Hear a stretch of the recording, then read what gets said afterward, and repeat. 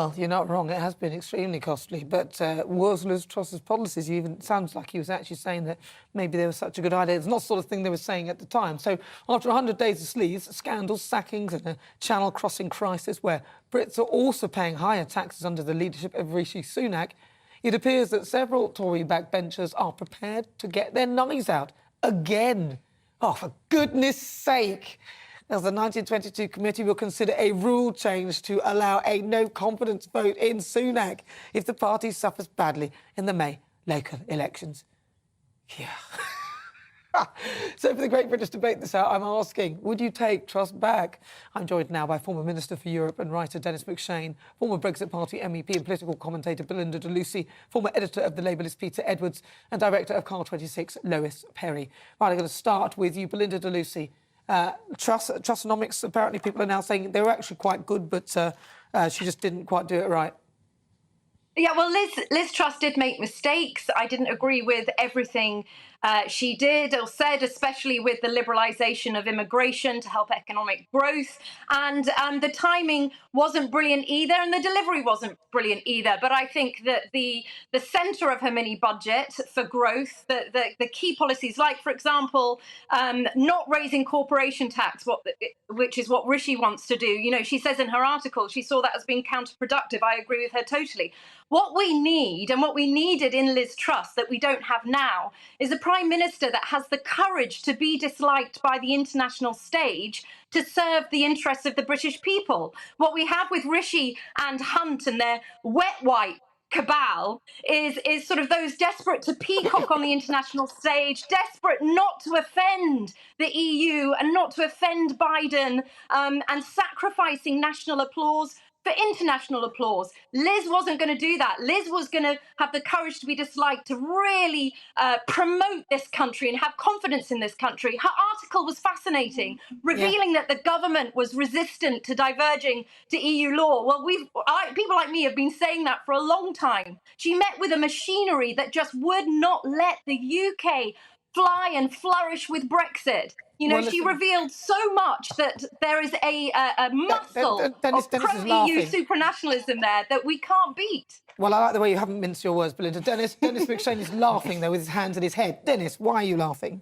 Oh, very simply, this old excuse. It all would be wonderful if only the civil servants would obey me. A strong Prime Minister gets civil servants to obey them. Do you think Margaret Thatcher listened to bleating and whining like that? No, she got on with it. I think this is fascinating. It's a wonderful weekend. You've got this huge contest between Jeremy Corbyn and Liz Truss, each saying who was the worst prime leader of their parties. It wasn't me, Gov. I was the best leader that anybody could imagine, and they're all just eating each other alive. I mean, frankly, from a Labour point of view, I mean, this Liz Truss business this weekend is just a gift from heaven. Well, that's all the Labour Party have been sitting doing not much themselves. Lois Perry. Well, Margaret Thatcher had the support of her party when she was Prime Minister, and that's very, very different. I think Liz Truss made the fatal mistake of thinking that Conservative policies are actually welcome in this modern Conservative Party. And she also hadn't obviously been briefed properly, maybe deliberately, when she was doing her mini-budget, about what was going on with all the dodgy dealings at the Bank of England with the LDIs and the fact that they couldn't raise interest rates when they needed to curb inflation because there would be a collapse. You know, she wasn't briefed properly at all. And, you know, I was talking to Scott Benton the other day, the MP for Blackpool, and he was saying to me that basically, you know, it's all about optics. He said, of course, the 45p cut in income tax would have raised the revenues to be brought in. But, you know, it wasn't the right optics. And that sums this up for me. It was all about optics. Actually, they're now saying that her ideas were brilliant: growth, low tax, strong economy, but, you know, not the right time. Well, when is the right time? Why are they all so wet? Well, listen, let's bring Peter Edwards in. I'm not sure that there were dodgy dealings at the Bank of England. I have to clarify the sort of behaviour that was there. I mean, they're there to regulate us, but perhaps, you know, people didn't agree with their policies. Let's go to Peter Edwards. Yes, I don't believe there are a moment for any dodgy dealings at the Bank of England. I think Liz Truss took on the quote-unquote establishment, but to suggest that the establishment is left-wing is nonsense. The Treasury is independent.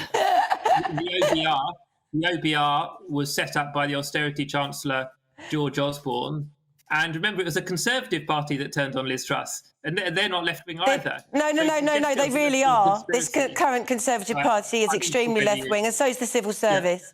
This is all wonderful, you know, Dan. It reminds me of Harold Wilson, if Peter will. He's too young to remember. But Harold Wilson faced exactly the same problem. He had to devalue the pound, which really rocked him off course, and then finally to 1970, the Tories winning, and he blamed the gnomes of Zurich, these mythical little men who were destroying the British pound. Now Liz Truss is blaming all the Trotskyists and communists in Her Majesty's Treasury. I've been there, I've worked with him. These are the most right-wing, conservative, centre-right people. Maybe compared to you. No, I don't think they are. Can I get Peter Edwards to finish what he was saying? Peter, sorry, please carry on. Yeah, thank you. So there was no conspiracy. Institution to state did what they're meant to. You can agree or disagree with the OBR, but the people who run it are incredibly sensible and serious and sober. And you say the same in the Bank of England. And I think actually Liz Truss, I feel for her personally because she was humiliated, and I think you wouldn't wish that on anyone. And her premiership will kind of hang around her neck for the rest of her life. I feel very sad personally because it's a failure, but to come back, well, try to come back after little more than 100 days and say, I was right, when the kind of the ranks of every part of the British state, the Labour Party, the Conservative Party, the OBR, the Treasury, and a lot of the voters and the media all said she was wrong. No, they didn't. No, they didn't. In fact, Grant Shapps has only just said that actually some of the things were actually right. He's hedging his bets now in case she does come back. He wants to keep his job. That's old Grant. Belinda.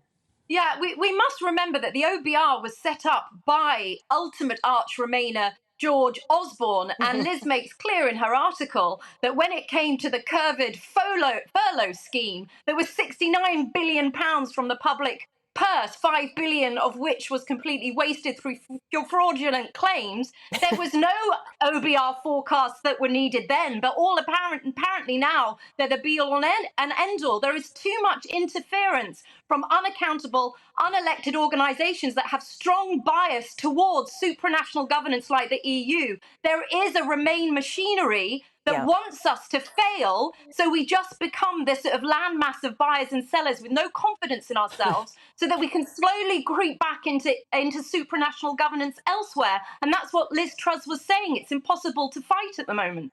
Oh, sorry. Oh, go on, quickly, Lois, and then final word. Also, Liz Truss was going to deregulate all of the business laws and all of the regulations and throw out all of the European regulations that weren't required, and they didn't want that to happen. The globalists, they wanted their boy Rishi, and they certainly did not want that to happen. Well, it did feel like that there was a push for Rishi. Final word to you, Dennis McShane.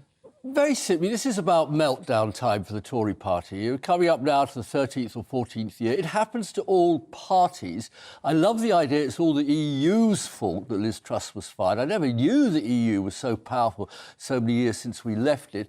The plain fact is we've had 4 very weak, poor prime ministers since David Cameron left, and he wasn't that great. And the Tory party hasn't yet come back into even keel. It needs a period in opposition. And mark my words, they will come back. They always do. They're the natural governing party of this country, but not under this weird shower of misfits. So finally, for one-word answers then, should Truss come back? Lois? No, she had a go. Dennis McShane. For the Labour Party, the sooner the better. Bring Boris Johnson with her, a job share. Both of them in Downing Street at the same time to give Labour even more wins at the next Peter election. Edwards. Yes or no? Liz Truss won't come back, but more dangerously, she's trying to ensure her ideas come back, which will be bad for the whole country and the economy and our jobs and our interest rates. Finally, Belinda and Lucy, briefly. Well, I would much prefer her to Rishi because she backs the British people, but I hope that at least her ideas come back even if she doesn't. Right, lovely. Thank you very much to all of you there. Former Minister for Europe and writer Dennis McShane, former Brexit Party MEP and political commentator Belinda de Luca, former editor of the Labour List Peter Edwards, also director of Car 26 Lois Perry. Thank you. You're with me, I'm Nana Akua. This is GB News on TV, online and on digital radio. After the break, we'll continue with our great British debate this hour. I'm asking, would you take Truss back? You'll hear the thoughts of my panel, author and broadcaster Christine Hamilton, also broadcaster and journalist Danny Kelly. Then, at 5 o'clock in Outside,